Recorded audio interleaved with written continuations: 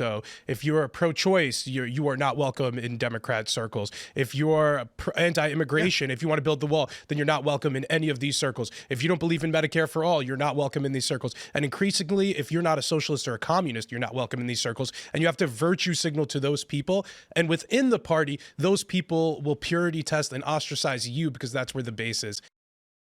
I think there's a white pill way to read into this, and it's that after decades of demonizing young white men, the Democrats are finally deciding that it's not a winning strategy, and they're working to refocus outreach to them. So I think this may indeed be a sign of a white boy summer to come. Well, I actually think the Democrat strategy was white people don't have kids, so don't bet on them for the future.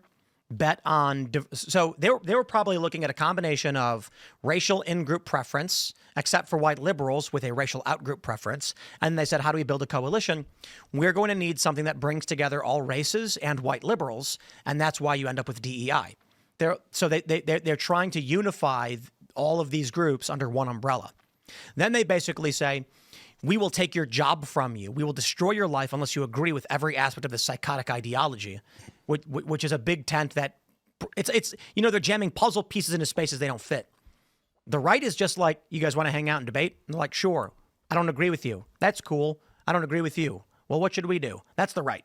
Largely, not completely. It's become more big tent, I feel. Well, I mean, yeah, but the thing is, that's because the left is so exclusive, right? The left kicks everyone out that doesn't agree. Again, this is something that we talked about a lot of times, but the reason that Donald Trump is in the Republican Party is because he used to be a Democrat, and now he wouldn't be welcome in the Democrat Party. Same thing with JFK. Same thing with Tulsi Gabbard. Same thing with, down the line. There's many, many, many, many people that you can name in public life in the administration that used to be Democrat and have just normal person opinions.